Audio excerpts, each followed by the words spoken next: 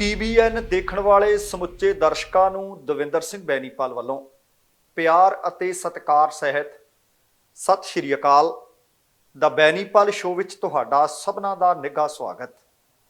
ਮੂਸੇਵਾਲਾ ਕਤਲ ਕਾਂਡ ਵਿੱਚ ਨਵਾਂ ਤੇ ਵੱਡਾ ਖੁਲਾਸਾ। SYL ਗੀਤ ਕਿਸ ਨੇ ਕਰਵਾਇਆ ਬੈਨ, ਸਰਕਾਰਾਂ ਨੂੰ ਨਹੀਂ ਕੋਈ ਇਲਮ। ਹਰਿਆਣਾ ਅਤੇ ਪੰਜਾਬ ਸਰਕਾਰ ਵਿੱਚ ਚੰਡੀਗੜ੍ਹ ਕੌਮਾਂਤਰੀ ਹਵਾਈ ਅੱਡੇ ਦੇ ਨਾਮ ਨੂੰ ਲੈ ਕੇ ਬਣੀ ਆਖਰ ਸਹਿਮਤੀ। ਮੁੰਬਈ ਹਵਾਈ ਅੱਡੇ ਤੋਂ ਇੱਕ ਮਹਿਲਾ ਕੋਲੋਂ 5 ਕਰੋੜ ਰੁਪਏ ਦੀ ਹੈਰੋਇਨ ਜ਼ਬਤ। ਪਿਛਲੀਆਂ ਸਰਕਾਰਾਂ ਦੀ ਵੱਡੀ ਨਲਾਇਕੀ ਆਈ ਸਾਹਮਣੇ, 35,000 ਏਕੜ ਦਾ ਨਹੀਂ ਕੋਈ ਰਿਕਾਰਡ ਉਪਲਬਧ। ਪੰਜਾਬ ਵਿੱਚ ਇੱਕ ਅਜੀਬ ਮਾਮਲਾ, ਕਬਾੜੀਏ ਨੇ ਕੰਡਮ ਕਾਰਾਂ ਨਵੀਆਂ ਦੱਸ ਕੇ ਵੇਚੀਆਂ। ਸ਼ਸ਼ੋਦੀਆ ਨੂੰ ਟੰਗਣ ਦੀ ਤਿਆਰੀ, 2-4 ਦਿਨਾਂ ਵਿੱਚ ਗ੍ਰਿਫਤਾਰੀ ਦਾ ਪ੍ਰਗਟਾਇਆ ਸ਼ਸ਼ੋਦੀਆ ਨੇ ਖਦਸ਼ਾ ਅਤੇ ਕਪਲ ਸਿੱਬਲ ਨੇ CBI ਤੇ ਵਿੰਨਿਆ ਨਿਸ਼ਾਨਾ। ਦੋਸਤੋ, ਇਹ ਕੁਝ ਜਾਣਕਾਰੀਆਂ ਆਪਣੇ ਪ੍ਰੋਗਰਾਮ ਦੌਰਾਨ ਸ਼ਾਮਲ ਰਹਿਣਗੀਆਂ। ਇਹਦੇ ਤੋਂ ਪਹਿਲਾਂ ਕਿ ਇਹਨਾਂ ਦੇ ਉੱਤੇ ਵਿਸਥਾਰ ਦੇ ਨਾਲ ਗੱਲਬਾਤ ਕੀਤੀ ਜਾਵੇ, ਤੁਹਾਨੂੰ ਸਭਨਾਂ ਨੂੰ ਬੇਨਤੀ ਹੈ ਕਿ ਪਹਿਲਾਂ ਪ੍ਰੋਗਰਾਮ ਦੇਖ ਲੈਣਾ, ਸੁਣ ਲੈਣਾ। ਜੇਕਰ ਚੰਗਾ ਲੱਗਿਆ ਫਿਰ ਲਾਈਕ ਅਤੇ ਸ਼ੇਅਰ ਜ਼ਰੂਰ ਕਰ ਦੇਣਾ, ਤੁਹਾਡੇ ਧੰਨਵਾਦੀ ਹੋਵਾਂਗੇ। ਆਓ ਹੁਣ ਇਹਨਾਂ ਦੇ ਉੱਤੇ ਵਿਸਥਾਰ ਦੇ ਨਾਲ ਵਿਚਾਰ ਵਟਾਂਦਰਾ ਕਰੀਏ। ਸਭ ਤੋਂ ਪਹਿਲੀ ਤੇ ਅਹਿਮ ਖਬਰ ਸਿੱਧੂ ਮੂਸੇਵਾਲਾ ਕਤਲ ਕਾਂਡ ਦੇ ਨਾਲ ਜੁੜੀ ਹੋਈ ਖਬਰ ਹੈ। ਮੂਸੇਵਾਲਾ ਕਤਲ ਕਾਂਡ ਦੇ ਵਿੱਚ ਨਿਤ ਨਵੀਆਂ ਪਰਤਾਂ ਖੁੱਲ ਵੀ ਰਹੀਆਂ ਨੇ ਤੇ ਹਾਲੇ ਬਹੁਤ ਸਾਰੀਆਂ ਖੁੱਲਣ ਵਾਲੀਆਂ ਬਾਕੀ ਵੀ ਨੇ। ਹੁਣ ਇਸੇ ਹੀ ਕਤਲ ਕਾਂਡ ਦੇ ਵਿੱਚ ਇੱਕ ਨਵਾਂ ਤੇ ਵੱਡਾ ਖੁਲਾਸਾ ਹੋਇਆ ਹੈ ਅਤੇ ਇੱਕ ਨਵੇਂ ਗੈਂਗਸਟਰ ਦੀ ਐਂਟਰੀ ਹੋ ਗਈ ਹੈ, ਜਾਂ ਆਖਿਆ ਜਾ ਸਕਦਾ ਕਿ ਉਹਦਾ ਨਾਮ ਇਹਦੇ ਵਿੱਚ ਬੋਲਣ ਲੱਗਿਆ ਤੇ ਗੂੰਜਣ ਲੱਗਿਆ। ਤੇ ਇਸ ਗੈਂਗਸਟਰ ਦਾ ਨਾਮ ਹੈ ਲਿਪਨ ਨਹਿਰਾ। ਹਰਿਆਣਾ ਦੇ ਗੁਰੂਗ੍ਰਾਮ ਦਾ ਰਹਿਣ ਵਾਲਾ ਹੈ। ਗੈਂਗਸਟਰ ਲਿਪਨ ਨਹਿਰਾ ਵੀ ਇਸ ਕਤਲ ਕਾਂਡ ਦੇ ਵਿੱਚ ਹੁਣ ਸ਼ਾਮਲ ਹੋ ਗਿਆ ਹੈ। ਜਾਣਕਾਰੀ ਜਿਹੜੀ ਮਿਲੀ ਹੈ ਉਹਦੇ ਮੁਤਾਬਕ ਸ਼ਾਰਪ ਸ਼ੂਟਰ ਕਸ਼ਿਸ਼ ਉਰਫ ਕੁਲਦੀਪ ਅਤੇ ਦੀਪਕ ਮੁੰਡੀ ਦਾ ਸੰਪਰਕ ਗੋਲਡੀ ਬਰਾੜ ਦੇ ਨਾਲ ਇਹ ਨਹੀਂ ਕਰਾਇਆ ਸੀ। ਜਾਣਕਾਰੀ ਇਹ ਵੀ ਮਿਲੀ ਹੈ ਕਿ ਲਿਪਨ ਇਸ ਵਕਤ ਕੈਨੇਡਾ ਵਿੱਚ ਹੈ ਅਤੇ ਇੱਥੇ ਰਹਿ ਕੇ ਪੜ੍ਹਾਈ ਕਰ ਰਿਹਾ ਹੈ। ਮੂਸੇਵਾਲੇ ਨੂੰ ਗੋਲੀ ਮਾਰਨ ਵਾਲੇ 6 ਸ਼ਾਰਪ ਸ਼ੂਟਰਾਂ ਦੇ ਵਿੱਚ ਇਹ ਦੋਵੇਂ ਸ਼ਾਮਲ ਸਨ। ਕਸ਼ਿਸ਼ ਨੇ ਹੀ ਦਰਅਸਲ ਜਦੋਂ ਪੁਲਿਸ ਉਹਦੇ ਕੋਲੋਂ ਪੁੱਛਗਿੱਛ ਕਰ ਰਹੀ ਸੀ ਇਹ ਖੁਲਾਸਾ ਕੀਤਾ ਹੈ। ਦੱਸਣਾ ਬਣਦਾ ਕਿ ਦੀਪਕ ਮੁੰਡੀ ਹਾਲੇ ਪੁਲਿਸ ਦੇ ਹੱਥ ਲੱਗ ਨਹੀਂ ਸਕਿਆ ਤੇ ਇਧਰ ਗੈਂਗਸਟਰ ਲਿਪਨ ਦਾ ਨਾਮ ਸਾਹਮਣੇ ਆਉਣ ਤੋਂ ਬਾਅਦ ਪੰਜਾਬ ਪੁਲਿਸ ਨੇ ਉਹਦੇ ਭਰਾ ਪਵਨ ਨਹਿਰਾ ਨੂੰ ਜੇਲ੍ਹ ਤੋਂ ਲਿਆ ਕੇ ਪੁੱਛਗਿੱਛ ਕੀਤੀ ਹੈ। ਦੱਸਣਾ ਬਣਦਾ ਕਿ ਪਵਨ ਨਹਿਰਾ ਵੀ ਇੱਕ ਖਤਰਨਾਕ ਗੈਂਗਸਟਰ ਹੈ ਅਤੇ ਉਹ ਲਾਰੈਂਸ ਬਿਸ਼ਨੋਈ ਗਰੁੱਪ ਨਾਲ ਜੁੜਿਆ ਹੋਇਆ ਹੈ। ਪਵਨ ਦੇ ਖਿਲਾਫ ਦੱਸਿਆ ਜਾ ਰਿਹਾ ਕਿ ਦਰਜਨ ਤੋਂ ਵੱਧ ਕਤਲ ਦੇ ਕੇਸ ਦਰਜ ਨੇ। ਗੁਰੂਗ੍ਰਾਮ ਪੁਲਿਸ ਨੇ ਪਵਨ ਨਹਿਰਾ ਨੂੰ ਉੱਤਰਾਖੰਡ ਤੋਂ ਗ੍ਰਿਫਤਾਰ ਕੀਤਾ ਸੀ, ਜੋ ਇਸ ਸਮੇਂ ਜੇਲ੍ਹ ਦੇ ਵਿੱਚ ਬੰਦ ਹੈ ਅਤੇ ਦੱਸਿਆ ਜਾ ਰਿਹਾ ਕਿ ਲਾਰੈਂਸ ਬਿਸ਼ਨੋਈ ਨਾਲ ਲੰਬੇ ਸਮੇਂ ਤੋਂ ਉਹਦੇ ਸੰਬੰਧ ਨੇ ਤੇ ਉਹਦਾ ਕਰੀਬੀ ਵੀ ਹੈ। ਇਹਦੇ ਨਾਲ ਹੀ ਲਿਪਨ ਨਹਿਰਾ ਦੀ ਇੱਕ ਫੋਟੋ ਜੋ ਫੇਸਬੁੱਕ ਤੇ ਕਾਫੀ ਵਾਇਰਲ ਹੋ ਗਈ ਸੀ। ਇਸ ਫੋਟੋ ਵਿੱਚ ਲਿਪਨ ਨੇ ਆਪਣੇ ਗੈਂਗਸਟਰ ਭਰਾ ਪਵਨ ਦਾ ਟੈਟੂ ਬਣਵਾਇਆ।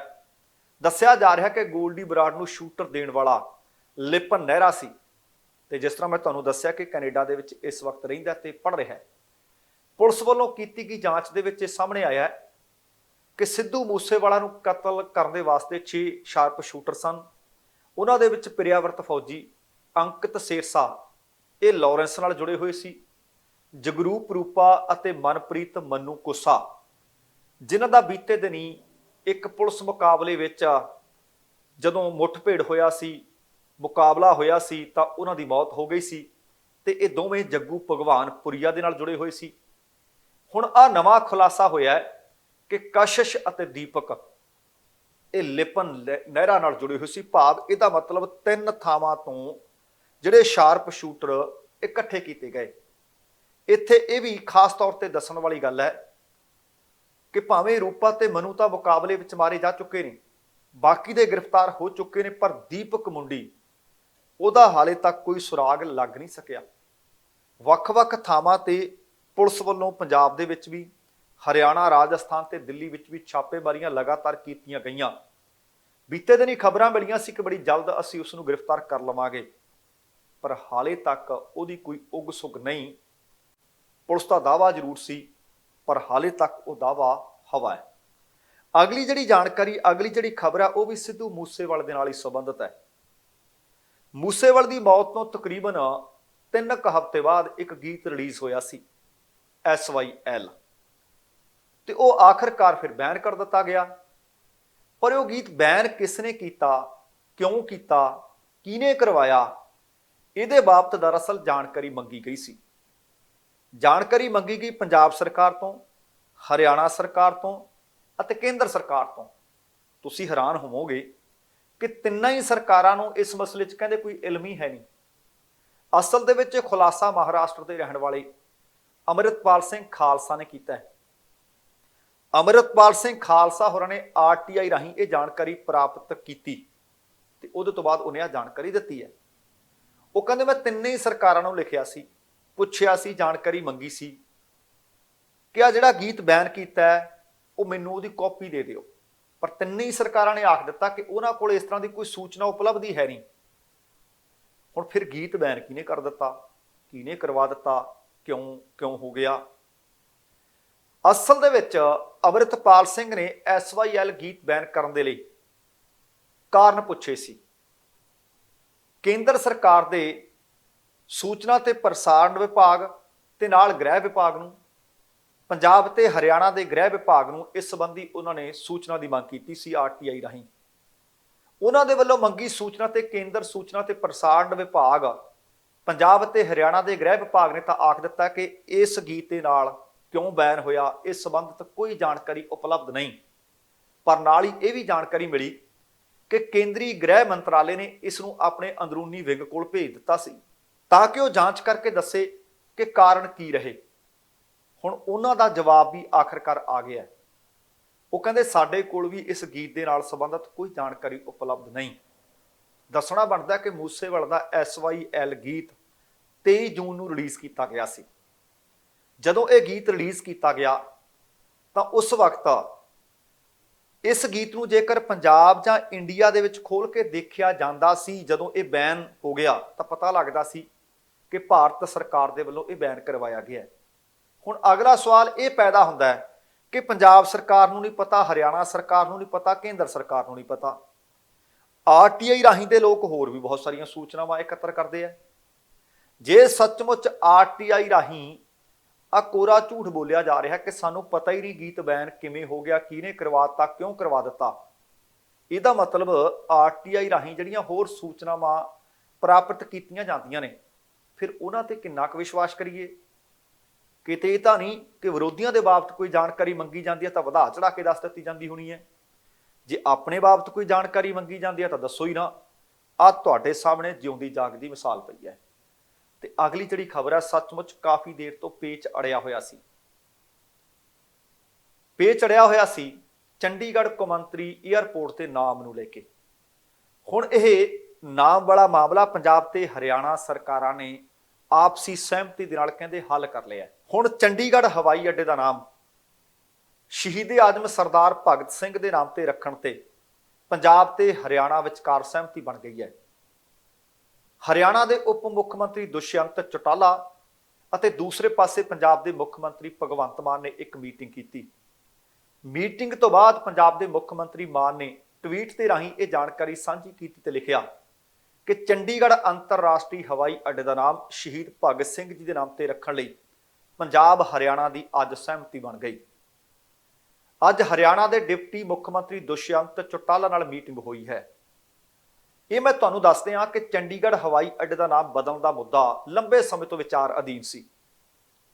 ਇਸ ਤੋਂ ਪਹਿਲਾਂ ਹਰਿਆਣਾ ਤੇ ਪੰਜਾਬ ਵਿਧਾਨ ਸਭਾ ਨੇ ਕਈ ਵਾਰ ਮਤੇ ਪਾਸ ਕੀਤੇ ਪਰ ਨਾਮਕਰਨ ਨਹੀਂ ਸੀ ਹੋ ਸਕਿਆ। ਚੰਡੀਗੜ੍ਹ ਏਅਰਪੋਰਟ ਦੇ ਵਿੱਚ ਭਾਰਤ ਸਰਕਾਰ ਤੋਂ ਇਲਾਵਾ ਪੰਜਾਬ ਅਤੇ ਹਰਿਆਣਾ ਸਰਕਾਰ ਦੀ ਵੀ ਅਹਿਮ ਹਿੱਸੇਦਾਰੀ ਹੈ। ਇਸੇ ਕਰਕੇ ਇਹ ਮਾਮਲਾ ਪੰਜਾਬ ਅਤੇ ਹਰਿਆਣਾ ਹਾਈ ਕੋਰਟ ਵਿੱਚ ਵੀ ਪਹੁੰਚਿਆ ਸੀ। ਕੇਂਦਰ ਸਰਕਾਰ ਨੇ ਫਿਰ ਪੰਜਾਬ ਅਤੇ ਹਰਿਆਣਾ ਨੂੰ ਇਹ ਆਖ ਦਿੱਤਾ ਸੀ ਕਿ ਤੁਸੀਂ ਇਸ ਏਅਰਪੋਰਟ ਦਾ ਨਾਮ ਕੀ ਰੱਖਣਾ ਚਾਹੁੰਦੇ ਹੋ, ਤੁਸੀਂ ਆਪਸੀ ਸਹਿਮਤੀ ਬਣਾ ਲਓ। ਹੁਣ ਇਹਨਾਂ ਦੀ ਸਹਿਮਤੀ ਬਣ ਗਈ ਹੈ। ਹੁਣ ਇਹਨਾਂ ਨੇ ਕੇਂਦਰ ਸਰਕਾਰ ਨੂੰ ਲਿਖ ਕੇ ਭੇਜ ਦੇਣਾ ਕਿ ਅਸੀਂ ਦੋਵੇਂ ਸਰਕਾਰਾਂ ਇਸ ਹਵਾਈ ਅੱਡੇ ਦਾ ਨਾਮ ਸ਼ਹੀਦ-ਏ-ਆਜ਼ਮ ਸਰਦਾਰ ਭਗਤ ਸਿੰਘ ਰੱਖਣ ਵਾਸਤੇ ਸਹਿਮਤ ਹਾਂ। ਪਰ ਨਾਲ ਇਹ ਵੀ ਜਾਣਕਾਰੀ ਮਿਲੀ ਹੈ ਕਿ ਦੁਸ਼ਯੰਤ ਚੌਟਾਲਾ ਨੇ ਇਹ ਆਖਿਆ ਕਿ ਨਾਮ ਤੇ ਸਾਨੂੰ ਕੋਈ ਇਤਰਾਜ਼ ਨਹੀਂ। ਦਰਅਸਲ ਇਤਰਾਜ਼ ਹੋਣਾ ਵੀ ਨਹੀਂ ਚਾਹੀਦਾ। ਸ਼ਹੀਦ-ਏ-ਆਜ਼ਮ ਸਰਦਾਰ ਭਗਤ ਸਿੰਘ ਦਾ ਜ਼ਿਕਰ ਕਰੀਏ ਤਾਂ ਭਗਤ ਸਿੰਘ ਇਕੱਲੇ ਪੰਜਾਬੀਆਂ ਦੇ ਜਾਂ ਪੰਜਾਬ ਦੇ ਸ਼ਹੀਦ ਨਹੀਂ ਹੈ। ਉਹ ਹਰਿਆਣੇ ਦੇ ਵੀ ਨੇ। ਹਾਲਾਂਕਿ ਹਰਿਆਣਾ ਵੀ ਹੋਂਦ ਬਾਅਦ ਚ ਆਇਆ ਹੈ, ਪਰ ਜਦੋਂ ਉਹ ਆਪਣੀ ਕੁਰਬਾਨੀ ਦਿੰਦੇ ਨੇ ਉਸ ਵਕਤ ਤਾਂ ਪਾਕਿਸਤਾਨ ਵੀ ਹੋਂਦ ਵਿੱਚ ਨਹੀਂ ਸੀ। ਉਸ ਵਕਤ ਤਾਂ ਭਾਰਤ ਆਪਣੀ ਆਜ਼ਾਦੀ ਦੀ ਲੜਾਈ ਲੜ ਰਿਹਾ ਸੀ। ਪਰ ਇੱਕ ਗੱਲ ਤਾਂ ਮੰਨਣੀ ਪਏਗੀ ਕਿ ਕੀ ਸੱਚਮੁੱਚ ਪਿਛਲੀਆਂ ਸਰਕਾਰਾਂ ਨੇ ਕੋਈ ਜੱਦੋਜਹਿਦ ਨਹੀਂ ਕੀਤੀ? ਕੀ ਇੱਕ ਦੂਸਰੇ ਨਾਲ ਸਲਾਹ ਮਸ਼ਵਰਾ ਕਰਨ ਦੀ ਕੋਸ਼ਿਸ਼ ਨਹੀਂ ਕੀਤੀ? ਜੇ ਹੁਣ ਮਸਲਾ ਹੱਲ ਹੋ ਗਿਆ ਤਾਂ ਪਹਿਲਾਂ ਕਿਉਂ ਨਹੀਂ ਸੀ ਹੋ ਸਕਿਆ? ਤੇ ਨਾਲ ਜਾਣਕਾਰੀ ਇਹ ਵੀ ਮਿਲੀ ਹੈ ਕਿ ਦੁਸ਼ਯੰਤ ਚੌਟਾਲਾ ਹੋਰਾਂ ਨੇ ਇਹ ਵੀ ਆਖਿਆ ਕਿ ਨਾਮ ਤਾਂ ਸਰਦਾਰ ਭਗਤ ਸਿੰਘ ਦੇ ਨਾਂ ਤੇ ਰੱਖ ਦਿਓ, ਪਰ ਇਸ ਹਵਾਈ ਅੱਡੇ ਦੇ ਨਾਲ ਜਿਹੜਾ ਨਾਮ ਉਹ ਹਰਿਆਣੇ ਦਾ ਸ਼ਹਿਰ ਹੈ ਪੰਚਕੂਲਾ, ਉਹਦਾ ਨਾਮ ਵੀ ਜੁੜਨਾ ਚਾਹੀਦਾ ਹੈ। ਵੇਖਦੇ ਹਾਂ ਕਿ ਹੁਣ ਉਹਦਾ ਨਾਮ ਕਿਵੇਂ ਜੁੜਦਾ ਹੈ। ਅਗਲੀ ਜਿਹੜੀ ਖਬਰ ਹੈ ਉਹ ਸੱਚਮੁੱਚ ਬਹੁਤ ਮਹੱਤਵਪੂਰਨ ਹੈ। ਇਸ ਕਰਕੇ ਆਖਦਾ ਹੈ ਕਿ ਨਸ਼ਾ ਕੌਣ ਲਿਆਈ ਜਾਂਦਾ ਹੈ, ਕੌਣ ਵੇਚੀ ਜਾਂਦਾ ਹੈ, ਕਿਵੇਂ ਆਈ ਜਾਂਦਾ ਹੈ, ਇਹ ਅਕਸਰ ਅਸੀਂ ਬੈਠ ਕੇ ਵਿਚਾਰ ਚਰਚਾ ਕਰਦੇ ਹਾਂ। ਕਦੇ ਕਹਿੰਦੇ ਜੀ ਕੌਮਾਂਤਰੀ ਸਰਹੱਦ ਟੱਪ ਕੇ ਆ ਗਿਆ, ਕਦੇ ਕਿਸੇ ਪੋਰਟ ਤੋਂ ਆ ਗਿਆ, ਤੇ ਆ ਹੁਣ ਹਵਾਈ ਅੱਡੇ ਤੋਂ ਫੜਿਆ ਗਿਆ। ਜਾਣਕਾਰੀ ਮਿਲੀ ਹੈ ਕਿ ਕਸਟਮ ਵਿਭਾਗ ਨੇ ਅਥੋਪੀਆ ਤੋਂ ਮੁੰਬਈ ਕੌਮਾਂਤਰੀ ਅੱਡੇ ਤੇ ਪਹੁੰਚੀ ਇੱਕ ਮਹਿਲਾ ਦੇ ਕੋਲੋਂ 5 ਕਰੋੜ ਰੁਪਏ ਦੀ ਕੋਕੀਨ ਬਰਾਮਦ ਕੀਤੀ ਹੈ, ਤੇ ਜਦੋਂ ਦੀ ਤਲਾਸ਼ੀ ਲਈ ਗਈ ਕੋਕੀਨ ਮਿਲ ਗਈ ਤਾਂ ਉਹਨੂੰ ਗ੍ਰਿਫਤਾਰ ਵੀ ਕਰ ਲਿਆ। ਕਸਟਮ ਵਿਭਾਗ ਨੇ ਟਵੀਟ ਕਰਕੇ ਦੱਸਿਆ ਕਿ ਔਰਤ ਇਥੋਪੀਅਨ 에ਅਰਲਾਈਨਸ ਦੀ ਉਡਾਣ ਤੇ ਰਾਹੀਂ ਅਦੀਸ ਅਬਾਬਾ ਤੋਂ ਮੁੰਬਈ ਪਹੁੰਚੀ ਸੀ। ਸੇਰਾ ਲਿਓਨੀਏਨ ਉਸਦਾ ਨਾਮ ਸੀ। ਨਸ਼ੀਲੇ ਪਦਾਰਥ ਉਹਦੇ ਪਰਸ ਦੇ ਵਿੱਚੋਂ ਮਿਲੇ ਨੇ, ਤੇ ਪਰਸ ਦੇ ਵਿੱਚੋਂ ਨਸ਼ੀਲੇ ਪਦਾਰਥ ਬਰਾਮਦ ਹੋਣ ਤੋਂ ਬਾਅਦ ਉਸ ਨੂੰ ਗ੍ਰਿਫਤਾਰ ਕਰ ਲਿਆ ਗਿਆ। ਤੁਸੀਂ ਵੇਖੋ, ਹੌਸਲਾ ਵੇਖੋ। ਆਹ ਜੇ ਖਬਰ ਦੀ ਸਿਹਾਈ ਨਹੀਂ ਸੁੱਕੀ, ਆ 2 ਦਿਨ ਪਹਿਲਾਂ ਖਬਰ ਕੈਨੇਡਾ ਵਾਲੇ ਪਾਸੋਂ ਵੀ ਮਿਲੀ ਸੀ ਕਿ 2 ਪੰਜਾਬੀ ਵਿਅਕਤੀ ਹੈ, ਇੱਕ 31 ਸਾਲਾਂ ਦਾ ਤੇ ਦੂਸਰਾ 50 ਸਾਲਾਂ ਦਾ, ਉਹ ਅਮਰੀਕਾ ਵਾਲੇ ਪਾਸਿਓਂ ਕੈਨੇਡਾ 'ਚ ਦਾਖਲ ਹੋਣ ਲੱਗੇ ਸੀ। ਅੰਬੈਸਡਰ ਬ੍ਰਿਜ ਦੇ ਉੱਤੇ ਟਰੱਕ ਰੋਕਿਆ ਗਿਆ, ਸੈਕੰਡਰੀ ਇਨਸਪੈਕਸ਼ਨ ਵਾਸਤੇ ਕੱਢਿਆ ਗਿਆ। 28 ਇੱਟਾਂ ਮਿਲੀਆਂ ਸੀ ਤੇ ਤਕਰੀਬਨ ਵਜ਼ਨ ਉਹਨਾਂ ਦਾ 30 ਕਿਲੋਗ੍ਰਾਮ ਸੀ। ਹਿਸਾਬ ਲਾ ਲਓ, ਵਿਨੀਪੈਗ ਦੇ ਦੋਵੇਂ ਰਹਿਣ ਵਾਲੇ ਆ।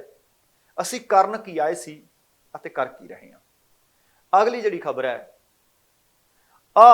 ਆਪਣੇ ਆਪ ਦੇ ਵਿੱਚ ਕਿਤੇ ਨਾ ਕਿਤੇ ਦੁੱਖ ਲੱਗਦਾ ਹੈ, ਦਰਦ ਲੱਗਦਾ ਹੈ ਕਿ ਅਸੀਂ ਕਿਸੇ ਨੂੰ ਮੰਤਰੀ, ਕਿਸੇ ਨੂੰ ਸੰਤਰੀ, ਕਿਸੇ ਨੂੰ ਮੁੱਖ ਮੰਤਰੀ, ਕਿਸੇ ਨੂੰ ਪ੍ਰਧਾਨ ਮੰਤਰੀ ਇਸ ਕਰਕੇ ਬਣਾਉਂਦੇ ਆ ਕਿ ਭਾਈ ਉਹ ਮੁਲਕ ਵਾਸਤੇ, ਸੂਬੇ ਵਾਸਤੇ ਚੰਗੇ ਫੈਸਲੇ ਲਵੇ, ਆਪਣੇ ਹਲਕੇ ਦੇ ਦੁੱਖ ਦਰਦ ਮਹਿਸੂਸ ਕਰੇ। ਅਫਸਰ ਨੂੰ ਇਸ ਕਰਕੇ ਤਨਖਾਹ ਦਿੱਤੀ ਜਾਂਦੀ ਹੈ ਕਿ ਜਿਸ ਅਹੁਦੇ ਤੇ ਵਿਰਾਜਮਾਨ ਹੈ ਉਹ ਕੰਮ ਤਨਦੇਹੀ ਨਾਲ ਕਰੇ। ਪਰ ਪੇਂਡੂ ਵਿਕਾਸ ਤੇ ਪੰਚਾਇਤ ਮੰਤਰੀ ਕੁਲਦੀਪ ਸਿੰਘ ਧਾਲੀਵਾਲ ਹੋਰਾਂ ਨੇ ਕੁਝ ਅਹਿਮ ਖੁਲਾਸੇ ਕੀਤੇ ਨੇ। ਆਪਾਂ ਨੂੰ ਇਹ ਤਾਂ ਪਤਾ ਹੈ ਕਿ ਪੰਚਾਇਤੀ ਜ਼ਮੀਨ ਤੇ ਬਹੁਤ ਸਾਰੇ ਕਬਜ਼ੇ ਹੈ, ਉਹਨਾਂ ਨੂੰ ਛਡਾਉਣ ਦੀਆਂ ਗੱਲਾਂ ਵੀ ਤੁਰੀਆਂ ਹੋਈਆਂ ਨੇ ਤੇ ਕਾਫੀ ਛੁਡਾਏ ਵੀ ਹੈ। ਪਰ ਉਹ ਕਹਿੰਦੇ ਸਰਕਾਰੀ ਜ਼ਮੀਨਾਂ ਤੇ ਕਬਜ਼ਾ ਤਾਂ ਛੁਡਾਇਆ ਜਾ ਰਿਹਾ ਹੈ, ਜੇ ਹੁਣ ਅੱਗੇ ਨੂੰ ਕੋਈ ਕਬਜ਼ਾ ਕਰੂ ਉਹਦੇ ਵਿਰੁੱਧ ਤੁਰੰਤ ਕਾਰਵਾਈ ਵੀ ਕਰਾਂਗੇ। ਉਹਨਾਂ ਇਹ ਵੀ ਆਖ ਦਿੱਤਾ ਕਿ ਇਸ ਸੰਬੰਧੀ ਬਿੱਲ ਆਉਂਦੇ ਸੈਸ਼ਨ ਵਿੱਚ ਲੈ ਕੇ ਆਵਾਂਗੇ। ਤੇ ਨਾਲ ਉਹਨਾਂ ਨੇ ਇਹ ਵੀ ਦੱਸਿਆ ਕਿ ਪ੍ਰਵਾਸੀ ਭਾਰਤੀਆਂ ਦੀਆਂ ਜ਼ਮੀਨਾਂ ਨੇ ਜਿਹੜੀਆਂ, ਉਹਨਾਂ ਬਾਰੇ ਵੀ ਨੀਤੀ ਲਿਆ ਰਹੇ ਹਾਂ, ਨਵੀਂ ਹੋਏਗੀ ਤੇ ਅਗਲੇ ਹਫ਼ਤੇ ਉਹ ਵੀ ਜਾਰੀ ਕਰ ਦਿਆਂਗੇ। ਉਹਨਾਂ ਦੇ ਜ਼ਮੀਨਾਂ ਤੇ ਨਜਾਇਜ਼ ਕਬਜ਼ੇ ਕਹਿੰਦੇ ਨਹੀਂ ਹੋਣ ਦਿੱਤੇ ਜਾਣਗੇ। ਜਿਹੜੇ ਕੇਸ ਥਾਣਿਆਂ 'ਚ ਚੱਲ ਰਹੇ ਆ ਉਹਨਾਂ ਦੀਆਂ ਜ਼ਮੀਨਾਂ ਦੇ, ਉਹਨਾਂ ਨੂੰ ਜਲਦੀ ਹੱਲ ਕਰਕੇ ਪ੍ਰਵਾਸੀਆਂ ਨੂੰ ਰਾਹਤ ਦਿੱਤੀ ਜਾਊਗੀ ਅਤੇ ਨਾਲ ਉਹਨਾਂ ਨੂੰ ਪੰਜਾਬ ਦੇ ਵਿੱਚ ਨਿਵੇਸ਼ ਕਰਨ ਵਾਸਤੇ ਸੱਦਾ ਵੀ ਦਿੱਤਾ ਜਾਊਗਾ ਤਾਂ ਜੋ ਪੰਜਾਬ ਦੇ ਵਿਕਾਸ ਦੇ ਵਿੱਚ ਉਹ ਮਦਦ ਕਰ ਸਕਣ। ਉਹਨਾਂ ਜ਼ਮੀਨਾਂ ਦੇ ਕਬਜ਼ਿਆਂ 'ਚ ਕਲੋਨਾਈਜ਼ਰਾਂ ਦੀ ਭੂਮਿਕਾ ਬਾਰੇ ਵੀ ਕਿਹਾ ਕਿ ਇਸ ਨੂੰ ਰੋਕਣ ਲਈ ਵਿਸ਼ੇਸ਼ ਜਾਂਚ ਟੀਮ ਬਣਾਈ ਜਾ ਰਹੀ ਹੈ ਤਾਂ ਜੋ ਇਸ ਤਰ੍ਹਾਂ ਦੇ ਲੋਕਾਂ ਦੇ ਉੱਤੇ ਉਚੇਚੇ ਤੌਰ ਤੇ ਨਜ਼ਰ ਰੱਖੀ ਜਾ ਸਕੇ। ਉਹਨਾਂ ਇਹ ਵੀ ਆਖਿਆ ਕਿ ਜ਼ਮੀਨਾਂ ਤੇ ਕਬਜ਼ਾ ਕਰਨ ਵਾਲਿਆਂ ਤੇ ਤੁਰੰਤ ਕਾਰਵਾਈ ਹੋਇਆ ਕਰੂਗੀ, ਭਾਵੇਂ ਕੋਈ ਉਹ ਕਰਮਚਾਰੀ ਹੋਵੇ, ਭਾਵੇਂ ਕੋਈ ਵੱਡੇ ਤੋਂ ਵੱਡਾ ਅਧਿਕਾਰੀ ਹੋਵੇ, ਭਾਵੇਂ ਕੋਈ ਸਿਆਸਤਦਾਨ ਛੋਟਾ ਜਾਂ ਵੱਡਾ ਕਿਉਂ ਨਾ ਹੋਵੇ, ਬਖਸ਼ਿਆ ਕੋਈ ਨਹੀਂ ਜਾਊਗਾ। ਉਹ ਕਹਿੰਦੇ 5 ਮਹੀਨਿਆਂ ਦੀ ਜਿਹੜੀ ਹੁਣ ਸਾਡੀ ਸਰਕਾਰ ਆ ਉਹਦੇ ਵਿੱਚ ਜਿਹੜੀ ਅਸੀਂ ਜਾਂਚ ਕੀਤੀ ਆ, ਕਹਿੰਦੇ ਤੁਸੀਂ ਸੁਣ ਕੇ ਹੈਰਾਨ ਹੋ ਜਾਓਗੇ ਕਿ ਇਹਨਾਂ 5 ਮਹੀਨਿਆਂ ਦੀ ਜਾਂਚ ਦੇ ਵਿੱਚ ਸਾਹਮਣੇ ਇਹ ਆਇਆ ਕਿ ਹਜ਼ਾਰਾਂ ਏਕੜ ਜ਼ਮੀਨ ਪੰਜਾਬ ਦੀ ਇਸ ਤਰ੍ਹਾਂ ਦੀ ਹੈ, ਇਸ ਤਰ੍ਹਾਂ ਦੀ ਜ਼ਮੀਨ ਹੈ, ਪੰਜਾਬ ਸਰਕਾਰ ਕੋਲ ਕੋਈ ਉਹਦਾ ਰਿਕਾਰਡ ਹੀ ਹੈ ਨਹੀਂ। ਪਰ ਪਿਛਲੀਆਂ ਸਰਕਾਰਾਂ ਦੀ ਨਲਾਇਕੀ ਕਹਿੰਦੇ ਉਹਨਾਂ ਨੇ ਇਹਦੇ ਵੱਲ ਕੋਈ ਧਿਆਨ ਹੀ ਨਹੀਂ ਦਿੱਤਾ। ਹੁਣ ਟਿੱਪਣੀ ਕਰੀਏ ਕਿ ਸੱਚਮੁੱਚ ਧਿਆਨ ਨਹੀਂ ਦਿੱਤਾ ਜਾਂ ਜਾਣ ਕੇ ਰਿਕਾਰਡ ਖੁਰਦ-ਬੁਰਦ ਕੀਤਾ, ਇਹ ਦੋਵੇਂ ਗੱਲਾਂ ਹੋ ਸਕਦੀਆਂ ਨੇ। ਪਰ ਧਾਲੀਵਾਲ ਸਾਹਿਬ ਕਹਿੰਦੇ ਉਹਨਾਂ ਨੇ ਕੋਈ ਧਿਆਨ ਨਹੀਂ ਦਿੱਤਾ। ਜ਼ਮੀਨ ਕਿੱਥੇ ਹੈ, ਜ਼ਮੀਨ ਤੇ ਕੀ ਬਣਾਇਆ ਗਿਆ, ਜ਼ਮੀਨ ਸੀ ਕਿਹਦੀ ਤੇ ਦਬ ਕੌਣ ਗਿਆ, ਕੋਈ ਰਿਕਾਰਡ ਨਹੀਂ। ਕਹਿੰਦੇ ਸਰਕਾਰੀ ਫਾਈਲਾਂ ਕੁਝ ਨਹੀਂ ਬੋਲਦੀਆਂ। ਪੇਂਡੂ ਵਿਕਾਸ ਤੇ ਪੰਚਾਇਤ ਵਿਭਾਗ ਤੇ ਮਾਲ ਵਿਭਾਗ ਨੇ ਮਿਲ ਕੇ ਕਹਿੰਦੇ ਇਸ ਤਰ੍ਹਾਂ ਦੀ 7000 ਏਕੜ ਜ਼ਮੀਨ ਦੀ ਸ਼ਨਾਖਤ ਕਰ ਲਈ ਹੈ ਕਿ ਜਿਸ ਦਾ ਕੋਈ ਰਿਕਾਰਡ ਹੈ ਹੀ ਨਹੀਂ ਸੀ, ਕਿਤੇ ਉਪਲਬਧ ਨਹੀਂ ਸੀ। ਉਹ ਕਹਿੰਦੇ 1950 ਦੇ ਮਾਲ ਰਿਕਾਰਡ ਤੋਂ ਸ਼ੁਰੂ ਅਸੀਂ ਇਹ ਸਾਰਾ ਖੋਜ ਪੜਤਾਲ ਸ਼ੁਰੂ ਕੀਤੀ ਹੈ। 35000 ਏਕੜ ਜ਼ਮੀਨ ਦਾ ਰਿਕਾਰਡ ਪੰਜਾਬ ਸਰਕਾਰ ਨੂੰ ਮਿਲੇ ਨਹੀਂ ਰਿਹਾ। 35000 ਏਕੜ। ਉਹ ਕਹਿੰਦੇ ਕੋਈ ਸਿਆਸਤਦਾਨ ਹੋਇਆ, ਕੋਈ ਸਰਕਾਰੀ ਅਧਿਕਾਰੀ ਹੋਇਆ, ਕੋਈ ਕਰਮਚਾਰੀ ਹੋਇਆ, ਜਿਨ੍ਹਾਂ ਦੀ ਮਿਲੀ ਭੁਗਤ ਹੋਈ, ਜਾਂਚ ਸ਼ੁਰੂ ਕਰ ਦੇਣੀ ਹੈ, ਛੱਡਿਆ ਕੋਈ ਨਹੀਂ ਜਾਊਗਾ। ਤੇ ਨਾਲ ਕਰੀਬ 50 ਅਧਿਕਾਰੀਆਂ ਦੀ, ਕਰਮਚਾਰੀਆਂ ਦੀ ਇੱਕ ਟੀਮ ਗਠਿਤ ਕਰ ਦਿੱਤੀ ਹੈ ਜਿਹੜੀ ਜਾਂਚ ਪੜਤਾਲ ਕਰੂ ਤੇ ਇਹਨਾਂ ਤੇ ਨਿਗਾਹ ਰੱਖੂਗੀ। ਉਹਨਾਂ ਇਹ ਵੀ ਕਿਹਾ ਕਿ ਪੰਜਾਬ ਦੇ ਵਿੱਚ ਲਗਭਗ 1 ਲੱਖ ਏਕੜ ਜ਼ਮੀਨ ਇਸ ਤਰ੍ਹਾਂ ਦੀ ਹੈ ਜਿਹਦੇ ਉੱਤੇ ਨਜਾਇਜ਼ ਕਬਜ਼ੇ ਕੀਤੇ ਹੋਏ ਨੇ। ਪਰ ਕਹਿੰਦੇ ਪਹਿਲਾਂ ਸਾਨੂੰ ਲੱਗਦਾ ਸੀ, ਸਾਨੂੰ ਸੂਚਨਾਵਾਂ 50,000 ਏਕੜ ਦੀਆਂ ਮਿਲੀਆਂ ਸੀ, ਪਰ ਕਹਿੰਦੇ 1 ਲੱਖ ਏਕੜ ਹੈ ਜਿਨ੍ਹਾਂ ਦੇ ਉੱਤੇ ਨਜਾਇਜ਼ ਕਬਜ਼ੇ ਨੇ। ਕੁਝ ਤੋਂ ਕਬਜ਼ੇ ਛੁਡਵਾ ਲਏ ਹੈ ਅਤੇ ਹਾਲੇ ਵੀ ਇਹ ਨਜਾਇਜ਼ ਕਬਜ਼ੇ ਛੁਡਵਾਉਣ ਦੀ ਕਵਾਇਦ ਜਾਰੀ ਹੈ। ਅਗਲੀ ਖਬਰ ਕਿ ਸੱਚਮੁੱਚ ਅਸੀਂ ਬੜੇ ਮਾਹਰ ਹੋ ਗਏ ਹਾਂ, ਕੰਮ 'ਚ ਨਹੀਂ, ਠੱਗੀਆਂ 'ਚ, ਫਰੇਬ 'ਚ, ਘਪਲਿਆਂ 'ਚ, ਘੁਟਾਲਿਆਂ 'ਚ। ਨਿਤ ਨਵਾਂ ਘਪਲਾ, ਨਿਤ ਨਵਾਂ ਘੁਟਾਲਾ, ਔਰ ਆਪਣੀ ਤਰ੍ਹਾਂ ਦਾ। ਆਹ ਤਾਂ ਮਸਲਾ ਹੀ ਇੱਕ ਨਵਾਂ ਜਿਹਾ ਆ ਗਿਆ, ਅਜੀਬ ਮਸਲਾ ਹੈ। ਪਟਿਆਲਾ ਦੇ ਬਹਾਦਰਗੜ੍ਹ ਦੇ ਵਿੱਚੋਂ ਖਬਰ ਮਿਲੀ ਹੈ ਕਿ ਹੜ੍ਹ ਦੇ ਦੌਰਾਨ ਇੱਕ ਕਾਰਾਂ ਦੇ ਸ਼ੋਰੂਮ ਦੇ ਵਿੱਚ ਪਾਣੀ ਭਰਦਾ ਹੈ। ਅਟੇਲੀਅਰ ਆਟੋਮੋਬਾਈਲਸ ਨਾਮ ਦੀ ਮਾਰੂਤੀ ਸੁਜ਼ੂਕੀ ਡੀਲਰਸ਼ਿਪ ਨੇ ਸ਼ੋਰੂਮ ਦੇ ਵਿੱਚ ਜਦੋਂ ਹੜ੍ਹ ਦਾ ਪਾਣੀ ਆ ਗਿਆ, ਸ਼ੋਰੂਮ ਦੇ ਵਿੱਚ ਜਿਹੜੀਆਂ ਕਾਰਾਂ ਖੜੀਆਂ ਸੀ ਉਹ ਕੰਡਮ ਹੋ ਗਈਆਂ। ਹੜ੍ਹਾਂ ਦੇ ਪ੍ਰਭਾਵ ਕਾਰਨ ਉਹਨਾਂ ਵਿੱਚ ਕੁਝ ਕਮੀਆਂ ਪੈ ਗਈਆਂ, ਨੁਕਸ ਪੈ ਗਏ। ਇਹਦੇ ਤੋਂ ਬਾਅਦ 87 ਕਾਰਾਂ ਸਕ੍ਰੈਪ ਡੀਲਰਾਂ ਨੂੰ ਮਹਿਜ 85 ਲੱਖ ਰੁਪਏ 'ਚ ਉਹਨਾਂ ਨੇ ਵੇਚ ਦਿੱਤੀਆਂ। 87 ਕਾਰਾਂ 85 ਲੱਖ 'ਚ ਵੇਚਤੀਆਂ, ਕਿਉਂਕਿ ਕਾਰਾਂ ਬਿਲਕੁਲ ਨਵੀਆਂ ਸੀ, ਪਰ ਹੜ੍ਹ ਦੇ ਕਾਰਨ ਸ਼ੋਰੂਮ 'ਚ ਖੜੀਆਂ ਉਹ ਕੰਡਮ ਹੋ ਗਈਆਂ, ਜਿਸ ਕਰਕੇ ਉਹਨਾਂ ਨੂੰ ਕੰਡਮ ਕਰਾਰ ਦਿੱਤਾ ਗਿਆ। ਪਰ ਇਹਦੇ ਤੋਂ ਬਾਅਦ ਜੋ ਹੋਇਆ ਉਹ ਸੱਚਮੁੱਚ ਹੈਰਾਨੀਜਨਕ ਹੈ। ਪੰਜਾਬ ਪੁਲਿਸ ਦੇ DIG ਗੁਰਪ੍ਰੀਤ ਸਿੰਘ ਭੁੱਲਰ ਨੇ ਜਾਣਕਾਰੀ ਦਿੱਤੀ ਹੈ। ਉਹਨਾਂ ਦੱਸਿਆ ਕਿ ਜਿਸ ਕਬਾੜੀਏ ਨੂੰ ਇਹ ਕਾਰਾਂ ਵੇਚੀਆਂ ਗਈਆਂ, ਉਹਨੇ 3 ਹੋਰ ਵਿਅਕਤੀਆਂ ਦੇ ਨਾਲ ਮਿਲ ਕੇ ਇਹ ਕੰਡਮ ਕਾਰਾਂ ਰਜਿਸਟਰਡ ਕਰਵਾਈਆਂ। ਇਹਨਾਂ ਦੇ ਚੈਸੀ ਨੰਬਰਾਂ ਦੇ ਨਾਲ ਛੇੜਛਾੜ ਕੀਤੀ ਗਈ, ਅੱਗੇ ਗਾਹਕਾਂ ਨੂੰ ਵੇਚ ਦਿੱਤਾ ਗਿਆ। ਇਸ ਮਾਮਲੇ ਵਿੱਚ ਇੱਕ ਕਬਾੜੀਏ ਸਮੇਤ 3 ਹੋਰ ਲੋਕਾਂ ਨੂੰ 87 ਕੰਡਮ ਕਾਰਾਂ ਧੋਖੇ ਨਾਲ ਵੇਚਣ ਦੇ ਦੋਸ਼ ਦੇ ਵਿੱਚ ਗ੍ਰਿਫਤਾਰ ਕਰ ਲਿਆ ਗਿਆ ਹੈ। ਉਹਨਾਂ ਨੇ ਇਹ ਵੀ ਦੱਸਿਆ ਕਿ 40 ਕਾਰਾਂ ਵੀ ਬਰਾਮਦ ਕਰ ਲਈਆਂ ਨੇ। ਪੰਜਾਬ ਪੁਲਿਸ ਨੇ ਕਾਰਾਂ ਦੀ ਵਿਕਰੀ ਨਾਲ ਜੁੜੇ ਘਪਲੇ ਦਾ ਪਰਦਾਫਾਸ਼ ਕਰਦਿਆਂ ਮਾਨਸਾ ਤੋਂ ਸਕ੍ਰੈਪ ਡੀਲਰ ਸਮੇਤ 3 ਵਿਅਕਤੀ ਪੰਜਾਬ ਅਤੇ ਹੋਰ ਰਾਜਾਂ ਤੇ ਗਾਹਕਾਂ ਨੂੰ ਮਾਰੂਤੀ ਸੁਜ਼ੂਕੀ ਕਾਰਾਂ ਦੇ ਚੈਸੀ ਨੰਬਰਾਂ ਨਾਲ ਛੇੜਛਾੜ ਕਰਕੇ ਵੇਚਣ ਦੇ ਦੋਸ਼ ਅਧੀਨ ਗ੍ਰਿਫਤਾਰ ਕੀਤੇ ਨੇ। ਫੜੇ ਗਏ ਵਿਅਕਤੀਆਂ ਦੀ ਪਛਾਣ ਵੀ ਜ਼ਾਹਰ ਕੀਤੀ ਹੈ। ਇਹਨਾਂ ਵਿੱਚ ਰਾਜਪਾਲ ਗੋਇਲ, ਜਸਪ੍ਰੀਤ ਸਿੰਘ ਉਰਫ ਰਿੰਕੂ ਅਤੇ ਨਵੀਨ ਕੁਮਾਰ ਬਠਿੰਡਾ ਵਜੋਂ ਕੀਤੀ ਗਈ ਹੈ। ਇਸ ਤੋਂ ਇਲਾਵਾ ਪੁਲਿਸ ਨੇ ਮਾਲਕ ਪੁਨੀਤ ਗੋਇਲ ਦੇ ਖਿਲਾਫ ਵੀ ਕੇਸ ਦਰਜ ਕਰ ਲਿਆ। ਪੁਲਿਸ ਨੇ 40 ਕਾਰਾਂ ਵੀ ਬਰਾਮਦ ਕੀਤੀਆਂ, ਜਿਨ੍ਹਾਂ ਵਿੱਚ 8 Ciaz, 2 Swift, 8 Swift Dzire, 4 Baleno, 3 Brezza, 10 Alto K10, 2 ਸਲੇਰੀਓ ਅਤੇ ਇੱਕ ਆਰਟੇਗਾ ਅਤੇ ਕਈ ਹੋਰ ਕਾਰਾਂ ਇਹਦੇ ਵਿੱਚ ਸ਼ਾਮਲ ਦੱਸੀਆਂ ਜਾ ਰਹੀਆਂ ਨੇ। ਹੁਣ ਤੁਸੀਂ ਦੇਖੋ ਕਿ ਠੱਗੀਆਂ ਕਿਹੜੇ ਤਰੀਕੇ ਦੀਆਂ ਕਿਵੇਂ ਸਾਹਮਣੇ ਆ ਰਹੀਆਂ ਨੇ ਕਿ ਇੱਥੇ ਅਸੀਂ ਦੇਖਦੇ ਹਾਂ ਗੋਦਾਮ ਦੇ ਵਿੱਚ ਕਰੇਟ ਚਿਣ ਦਿੱਤੇ, ਬੋਰੀਆਂ ਕੱਢ ਲਈਆਂ ਤੇ ਕਣਕ ਵੇਚ ਦਿੱਤੀ। ਕਮਾਲ ਹੋਈ ਜਾਂਦੀ ਹੈ। ਕੋਈ ਮਾਲ ਵਿਭਾਗ 'ਚ ਠੱਗੀਆਂ ਮਾਰੀ ਜਾ ਰਿਹਾ ਹੈ, ਕੋਈ ਥਾਣੇਦਾਰ ਬਣ ਕੇ ਠੱਗੀਆਂ ਮਾਰੀ ਜਾ ਰਿਹਾ ਹੈ, ਕੋਈ ਚਪੜਾਸੀ ਬਣ ਕੇ ਪੈਸੇ ਵਸੂਲੀ ਜਾ ਰਿਹਾ ਹੈ, ਤੇ ਕੋਈ ਜੇਕਰ ਕਿਸੇ ਵਿਭਾਗ ਦਾ ਮੁਖੀ ਭਾਵ ਮੰਤਰੀ ਲਾ ਦਿੱਤਾ ਗਿਆ, ਉਹ ਖੈਰ ਦੇ ਦਰਖਤਾਂ ਦੀ ਖੈਰ ਨਹੀਂ ਕਰਦਾ, ਉਹ ਮਿੱਟੀ ਵੇਚੀ ਜਾਂਦਾ ਹੈ, ਉਹ ਦਰਖਤ ਵੇਚੀ ਜਾਂਦਾ ਹੈ, ਉਹ ਕਿਸ ਦੀ ਬਦਲੀ ਕਰਨ ਵਾਸਤੇ ਪੈਸੇ ਲਈ ਜਾਂਦਾ। ਇਹਦਾ ਮਤਲਬ ਅਸੀਂ ਸ਼ੇਰ ਨਹੀਂ, ਠੱਗੀਆਂ ਮਾਰਨ 'ਚ ਬੱਬਰ ਸ਼ੇਰ ਬਣ ਗਏ। ਆਹ ਖਬਰ ਉਸੇ ਤਰ੍ਹਾਂ ਦੀ ਸੀ। ਤੇ ਅਗਲੀ ਖਬਰ, ਸਿਸੋਦੀਆ ਕਹਿੰਦੇ ਮੈਨੂੰ ਤਾਂ ਵੀ ਟੰਗਣ ਦੀ ਤਿਆਰੀ ਕਰ ਲਈ ਹੈ, 2-4 ਦਿਨਾਂ 'ਚ ਕਹਿੰਦੇ ਲੱਗਦਾ ਗ੍ਰਿਫਤਾਰ ਕਰ ਲੈਣਗੇ। ਅਸਲ ਦੇ ਵਿੱਚ ਤੁਹਾਡੇ ਨਾਲ ਬੀਤੇ ਦਿਨੀ ਖਬਰ ਸਾਂਝੀ ਕੀਤੀ ਸੀ ਕਿ ਦਿੱਲੀ ਦੀ ਨਵੀਂ ਆਬਕਾਰੀ ਨੀਤੀ ਦੇ ਵਿੱਚ ਕਥਿਤ ਭ੍ਰਿਸ਼ਟਾਚਾਰ ਦੇ ਦੋਸ਼ਾਂ ਨੂੰ ਲੈ ਕੇ CBI ਨੇ ਬੀਤੇ ਦਿਨੀ ਛਾਪੇਮਾਰੀ ਕੀਤੀ ਸੀ। ਉਹਦੇ ਤੋਂ ਬਾਅਦ ਦਿੱਲੀ ਦੇ ਉਪ ਮੁੱਖ ਮੰਤਰੀ ਮਨੀਸ਼ ਸਿਸੋਦੀਆ ਨੇ ਕੇਂਦਰ ਸਰਕਾਰ ਅਤੇ ਭਾਜਪਾ ਦੇ ਉੱਤੇ ਤਿੱਖੇ ਹਮਲੇ ਕਰ ਦਿੱਤੇ ਹੈ। ਉਹਨਾਂ ਨੇ ਇੱਕ ਪ੍ਰੈਸ ਕਾਨਫਰੰਸ ਕੀਤੀ ਹੈ। ਪ੍ਰੈਸ ਕਾਨਫਰੰਸ ਕਰਕੇ ਉਹਨਾਂ ਨੇ ਕੁਝ ਦੋਸ਼ ਲਾਏ ਨੇ ਕਿ ਅਰਵਿੰਦ ਕੇਜਰੀਵਾਲ ਦੀ ਲੋਕਪ੍ਰਿਯਤਾ ਦੇ ਕਾਰਨ ਇਹ ਛਾਪੇ ਵੱਜਣੇ ਸ਼ੁਰੂ ਹੋਏ ਨੇ। ਪ੍ਰੈਸ ਕਾਨਫਰੰਸ ਦੇ ਵਿੱਚ ਉਹਨਾਂ ਨੇ ਕਿਹਾ ਕਿ ਮਸਲਾ ਸਿਰਫ ਘੁਟਾਲੇ ਦਾ ਹੀ ਨਹੀਂ ਹੈ, ਸਗੋਂ ਉਹਨਾਂ ਦੀ ਸਮੱਸਿਆ ਅਰਵਿੰਦ ਕੇਜਰੀਵਾਲ ਹੈ।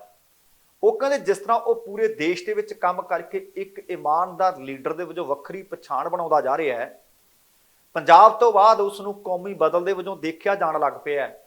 ਇਹ ਸਾਰੀ ਕਾਰਵਾਈ ਬਸ ਇਸੇ ਕਰਕੇ ਕੀਤੀ ਜਾ ਰਹੀ ਹੈ ਕਿਉਂਕਿ ਅਸਲ ਦੇ ਵਿੱਚ ਭਾਜਪਾ ਵਾਲੇ ਤੇ ਕੇਂਦਰ ਅਰਵਿੰਦ ਕੇਜਰੀਵਾਲ ਨੂੰ ਰੋਕਣਾ ਚਾਹੁੰਦੀ ਹੈ। ਉਹ ਕਹਿੰਦੇ ਅਰਵਿੰਦ ਦੀ ਖੂਬੀ ਇਹ ਹੈ ਕਿ ਉਹ ਇਮਾਨਦਾਰ ਹੈ, ਉਹਨੂੰ ਕੰਮ ਕਰਨਾ ਤੇ ਕਰਵਾਉਣਾ ਆਉਂਦਾ ਹੈ, ਸਿੱਖਿਆ ਸਿਸਟਮ ਉਹਨੇ ਠੀਕ ਕਰਕੇ ਦਿਖਾਇਆ ਤੇ ਉਹਨਾਂ ਕਿਹਾ ਕਿ ਦੁਨੀਆ ਦਾ ਵੱਡਾ ਅਖਬਾਰ ਨਿਊਯਾਰਕ ਟਾਈਮਸ ਛਾਪੇ ਤੋਂ ਪਹਿਲਾਂ ਆਪਣੇ ਅੰਤਰਰਾਸ਼ਟਰੀ ਪੇਜ ਦੇ ਮੁੱਖ ਪੰਨੇ ਦੇ ਉੱਤੇ ਦਿੱਲੀ ਦੇ ਇਸ ਸਿਸਟਮ ਦੀ ਤਾਰੀਫ ਕਰਦਾ ਹੈ, ਤਸਵੀਰ ਛਾਪਦਾ ਹੈ। ਪਰ ਭਾਜਪਾ ਕਹਿੰਦੇ ਉਹਨੂੰ ਪੇਡ ਨਿਊਜ਼ ਦੱਸਦੀ ਹੈ ਕਿਉਂਕਿ ਭਾਜਪਾ ਵਾਲੇ ਪੇਡ ਨਿਊਜ਼ ਲਗਵਾਉਣ ਦੇ ਮਾਹਰ ਨੇ। ਪਰ ਨਿਊਯਾਰਕ ਟਾਈਮਸ ਨੇ ਸਪਸ਼ਟ ਕਰ ਦਿੱਤਾ ਕਿ ਅਸੀਂ ਪੇਡ ਨਿਊਜ਼ ਨਹੀਂ ਲਾਉਂਦੇ, ਅਸੀਂ ਪੈਸੇ ਲੈ ਕੇ ਖਬਰਾਂ ਨਹੀਂ ਲਾਉਂਦੇ, ਅਸੀਂ ਨਿਰਪੱਖਤਾ ਦੇ ਨਾਲ ਖਬਰਾਂ ਲਾਉਂਦੇ ਹਾਂ। ਉਹ ਕਹਿੰਦੇ ਅਰਵਿੰਦ ਦੇ ਸਿਹਤ ਮੰਤਰੀ ਅਤੇ ਸਿੱਖਿਆ ਮੰਤਰੀਆਂ ਦੇ ਘਰਾਂ ਤੇ ਛਾਪੇਮਾਰੀ ਕੀਤੀ ਜਾ ਰਹੀ ਹੈ। ਇਹਦੇ ਨਾਲ ਹੀ ਸਿਸੋਦੀਆ ਨੇ ਆਪਣੀ ਗ੍ਰਿਫਤਾਰੀ ਦਾ ਖਦਸ਼ਾ ਪ੍ਰਗਟਾਉਂਦੇ ਹੋਏ ਕਿਹਾ ਕਿ ਮੈਂ ਭ੍ਰਿਸ਼ਟਾਚਾਰ ਨਹੀਂ ਕੀਤਾ, ਮੈਂ ਅਰਵਿੰਦ ਦਾ ਸਿੱਖਿਆ ਮੰਤਰੀ ਹਾਂ, ਇਸ ਲਈ ਇਹ ਸਾਜ਼ਿਸ਼ ਰਚੀ ਗਈ ਹੈ ਤੇ 2-4 ਦਿਨਾਂ ਦੇ ਵਿੱਚ ਮੈਨੂੰ ਗ੍ਰਿਫਤਾਰ ਕਰ ਲਿਆ ਜਾਏਗਾ। ਪਰ ਹੁਣ ਪੇਡ ਨਿਊਜ਼ ਕਿਵੇਂ ਲੱਗਦੀ ਹੈ? ਤੁਹਾਨੂੰ ਯਾਦ ਹੋਣਾ ਹੈ ਕਿ ਕੁਝ ਕੁ ਸਮਾਂ ਪਹਿਲਾਂ ਅਖਬਾਰ ਦੇ ਇੱਕ ਫੋਟੋ ਆਈ। ਉਹ ਫੋਟੋ ਉਸ ਬੀਬੀ ਦੀ ਸੀ ਜਿਹਨੂੰ ਕਿਹਾ ਕਿ ਪ੍ਰਧਾਨ ਮੰਤਰੀ ਆਵਾਸ ਯੋਜਨਾ ਦੇ ਤਹਿਤ ਇਹਨੂੰ ਘਰ ਮਿਲ ਗਿਆ। ਆਂਢੀ ਗੁਆਂਢੀ ਵਧਾਈਆਂ ਦੇਣ ਗਏ। ਉਹ ਹੈਰਾਨ ਹੋ ਗਈ ਕਿ ਮੈਨੂੰ ਤਾਂ ਘਰ ਕੋਈ ਨਹੀਂ ਮਿਲਿਆ। ਪਰ ਫਿਰ ਇੱਕ ਟੀਵੀ ਪੱਤਰਕਾਰਾ ਗਈ, ਉਹਨੇ ਪੁੱਛਿਆ ਇਹ ਫੋਟੋ ਕਿੱਥੇ ਦੀ ਆ? ਉਹ ਕਹਿੰਦੀ ਇਹ ਤਾਂ ਫੋਟੋ ਉੱਥੇ ਦੀ ਆ, ਹੁਣ ਮੈਨੂੰ ਪਤਾ ਲੱਗ ਗਿਆ ਜਿੱਥੇ ਮੈਂ ਕੰਮ ਕਰਦੀ ਆ, ਮੈਨੂੰ ਘਰ ਕੋਈ ਨਹੀਂ ਮਿਲਿਆ। 24 ਲੱਖ ਲੋਕਾਂ ਨੂੰ ਕਹਿੰਦੇ ਨੇ ਕਿ ਉਸ ਤਰ੍ਹਾਂ ਦੇ ਘਰ ਦੇ ਦਿੱਤੇ। ਹੁਣ ਪਤਾ ਨਹੀਂ ਸੱਚਮੁੱਚ 24 ਲੱਖ ਲੋਕਾਂ ਨੂੰ ਮਿਲੇ ਨੇ ਜਾਂ ਨਹੀਂ, ਪਰ ਉਸ ਬੀਬੀ ਨੇ ਤਸਦੀਕ ਕਰ ਦਿੱਤਾ ਸੀ ਕਿ ਫੋਟੋ ਮੇਰੀ ਕਿਤੇ ਹੋਰ ਖਿੱਚੀ ਗਈ ਔਰ ਵਰਤੀ ਕਿਤੇ ਹੋਰ ਗਈ, ਮੈਨੂੰ ਘਰ ਕੋਈ ਨਹੀਂ ਮਿਲਿਆ। ਦੂਸਰੇ ਪਾਸੇ ਰਾਜ ਸਭਾ ਮੈਂਬਰ ਨੇ ਕਪਲ ਸਿੱਬਲ ਨੇ ਵੀ ਆਖਿਆ, ਅਸਲ ਦੇ ਵਿੱਚ ਆਖਿਆ ਉਹਨਾਂ ਨੇ ਸੀਬੀਆਈ ਤੇ ਨਿਸ਼ਾਨਾ ਹੀ ਬੰਨ੍ਹਿਆ ਹੈ। ਉਹਨਾਂ ਨੇ ਸੀਬੀਆਈ ਦੀ ਕਾਰਵਾਈ ਨੂੰ ਲੈ ਕੇ ਕੇਂਦਰ ਸਰਕਾਰ ਤੇ ਤਿੱਖੇ ਨਿਸ਼ਾਨੇ ਬੰਨ੍ਹੇ ਤੇ ਟਵੀਟ ਕੀਤਾ ਕਿ ਸੀਬੀਆਈ ਕਦੇ ਇੱਕ ਪਿੰਜਰੇ ਦਾ ਤੋਤਾ ਰਿਹਾ ਹੈ, ਪਰ ਹੁਣ ਇਹ ਆਜ਼ਾਦ ਹੋ ਗਿਆ, ਹੁਣ ਇਹਦੇ ਖੰਭ ਭਗਵਾ ਹੋ ਗਏ। ਇਹਦੇ ਨਾਲ ਹੀ ਸਿੱਬਲ ਨੇ ਇਨਫੋਰਸਮੈਂਟ ਡਾਇਰੈਕਟੋਰੇਟ ਭਾਵ ਈਡੀ ਨੂੰ ਵੀ ਸੀਬੀਆਈ ਦੇ ਖੰਭ ਕਰਾਰ ਦਿੱਤਾ ਹੈ। ਇਹਦਾ ਮਾਲਕ ਕਹਿੰਦੇ ਜੋ ਕਹਿੰਦਾ ਉਹੀ ਤੋਤਾ ਕਰਦਾ, ਉਹੀ ਤੋਤਾ ਬੋਲਦਾ ਹੈ। ਦੱਸਣਾ ਬਣਦਾ ਹੈ, ਜਿਸ ਤਰ੍ਹਾਂ ਮੈਂ ਖਬਰ ਤੁਹਾਡੇ ਨਾਲ ਹੁਣੇ ਸਾਂਝੀ ਕਰਕੇ ਹਟਿਆ ਕਿ ਸੀਬੀਆਈ ਨੇ ਦਿੱਲੀ ਦੀ ਆਬਕਾਰੀ ਨੀਤੀ ਨੂੰ ਲੈ ਕੇ ਬੀਤੇ ਦਿਨੀ ਦਿੱਲੀ ਦੇ ਉਪ ਮੁੱਖ ਮੰਤਰੀ ਮਨੀਸ਼ ਸਿਸੋਦੀਆ ਦੀ ਰਿਹਾਇਸ਼ ਤੇ ਛਾਪੇਮਾਰੀ ਕੀਤੀ ਸੀ। ਉਹਦੇ ਤੋਂ ਬਾਅਦ ਦਿੱਲੀ ਦੀ ਸਿਆਸਤ ਕਾਫੀ ਗਰਮਾਈ ਹੋਈ ਹੈ ਅਤੇ ਦੇਰ ਸ਼ਾਮ ਤੱਕ ਸਿਸੋਦੀਆ ਦੇ ਘਰ ਤੇ ਹੋਰ 30 ਥਾਵਾਂ ਤੇ ਛਾਪੇਮਾਰੀ ਹੁੰਦੀ ਰਹੀ ਸੀ। ਜਾਂਚ ਏਜੰਸੀ ਉਹਨਾਂ ਦਾ ਕੰਪਿਊਟਰ, ਮੋਬਾਈਲ ਫੋਨ ਕਾਫੀ ਕੁਝ ਚੁੱਕ ਕੇ ਲੈ ਗਈ ਸੀ ਤੇ ਹੁਣ ਦੋਸ਼ ਤਾਂ ਇਹ ਲਾਏ ਜਾ ਰਹੇ ਨੇ ਕਿ ਸਰਕਾਰ ਦਿੱਲੀ ਦੇ ਵਿਕਾਸ ਮਾਡਲ ਨੂੰ ਨਿਸ਼ਾਨਾ ਬਣਾ ਰਹੀ ਹੈ। ਹੁਣ ਕੀ ਸੱਚਮੁੱਚ ਨਿਸ਼ਾਨਾ ਬਣਾਇਆ ਜਾ ਰਿਹਾ ਜਾਂ ਇਸ ਆਬਕਾਰੀ ਨੀਤੀ ਵਿੱਚ ਸੱਚੀ ਕਮੀਆਂ ਸਨ ਜਾਂ ਇਹਦੇ ਵਿੱਚ ਰਿਸ਼ਵਤਖੋਰੀ ਭ੍ਰਿਸ਼ਟਾਚਾਰ ਹੋਇਆ ਹੈ? ਅਸਲ ਦੇ ਵਿੱਚ ਇਹਨਾਂ ਬੇਨਿਯਮੀਆਂ ਨੂੰ ਲੈ ਕੇ ਸੀਬੀਆਈ ਨੇ 17 ਅਗਸਤ ਨੂੰ ਇੱਕ FIR ਦਰਜ ਕੀਤੀ ਸੀ। ਪਰ ਇਹ ਮੈਂ ਦੱਸਦਾ ਕਿ 1 ਅਗਸਤ ਨੂੰ ਉਹ ਆਬਕਾਰੀ ਨੀਤੀ ਜਦੋਂ ਉਸ ਦੀ ਵਿਰੋਧਤਾ ਕਰਨ ਲੱਗੇ ਤਾਂ ਦਿੱਲੀ ਦੀ ਸਰਕਾਰ ਨੇ ਉਹ ਖਾਰਜ ਕਰ ਦਿੱਤੀ ਸੀ, ਖਤਮ ਕਰ ਦਿੱਤੀ ਸੀ। ਤੇ ਉਹਦੇ ਤੋਂ ਬਾਅਦ ਉਪ ਰਾਜਪਾਲ VK ਸਕਸੈਨਾ ਨੇ ਇਸ ਮਾਮਲੇ ਦੀ ਸੀਬੀਆਈ ਦੀ ਜਾਂਚ ਦੀ ਸਿਫਾਰਿਸ਼ ਕਰ ਦਿੱਤੀ ਸੀ ਅਤੇ ਸੀਬੀਆਈ ਹੁਣ ਜਾਂਚ ਕਰ ਰਹੀ ਹੈ। ਉਮੀਦ ਹੈ ਜਿਸ ਤਰ੍ਹਾਂ ਕਪਲ ਸਿੱਬਲ ਹੋਰਾਂ ਨੇ ਖਦਸ਼ਾ ਪ੍ਰਗਟਾਇਆ ਹੈ ਕਿ ਆਉਣ ਵਾਲੇ 1-2 ਦਿਨਾਂ ਦੇ ਵਿੱਚ ਇਸ ਕੇਸ ਦੇ ਵਿੱਚ ਈਡੀ ਦੀ ਵੀ ਐਂਟਰੀ ਹੋ ਜਾਏਗੀ। ਸੋ ਦੋਸਤੋ, ਇਹ ਸੀ ਕੁੱਲ ਮਿਲਾ ਕੇ ਆਪਣਾ ਅੱਜ ਦਾ ਪ੍ਰੋਗਰਾਮ। ਉਮੀਦ ਕਰ ਰਹੇ ਹਾਂ ਤੁਹਾਨੂੰ ਚੰਗਾ ਲੱਗਿਆ ਹੋਵੇਗਾ। ਜੇਕਰ ਪ੍ਰੋਗਰਾਮ ਚੰਗਾ ਲੱਗਿਆ ਤਾਂ ਕਿਰਪਾ ਕਰਕੇ ਲਾਈਕ ਅਤੇ ਸ਼ੇਅਰ ਜ਼ਰੂਰ ਕਰ ਦੇਣਾ। ਜੇਕਰ ਹਾਲੇ ਤੱਕ ਤੁਸੀਂ ਆਪਣੇ ਇਸ ਚੈਨਲ ਨੂੰ ਸਬਸਕ੍ਰਾਈਬ ਨਹੀਂ ਕੀਤਾ ਤਾਂ ਕਿਰਪਾ ਕਰਕੇ ਸਬਸਕ੍ਰਾਈਬ ਕਰਕੇ ਨੋਟੀਫਿਕੇਸ਼ਨ ਵਾਲੀ ਘੰਟੀ ਜ਼ਰੂਰ ਔਨ ਕਰ ਲੈਣੀ। ਤੁਹਾਡੇ ਦਿਲੋਂ ਧੰਨਵਾਦੀ ਹੋਵਾਂਗੇ। ਹੁਣ ਸਮਾਂ ਸਮਾਪਤ ਹੈ। ਜਾਣ ਤੋਂ ਪਹਿਲਾਂ ਕਹਾਂਗਾ, ਜ਼ਿੰਦਗੀ ਜਿੰਦਾ ਦਿਲੀ ਦਾ ਨਾਮ ਹੈ। ਦਵਿੰਦਰ ਸਿੰਘ ਬੈਨੀਪਾਲ ਨੂੰ ਆਗਿਆ ਦਿਓ। ਸਤਿ ਸ਼੍ਰੀ ਅਕਾਲ ਤੇ ਰੱਬ ਰਾਖਾ।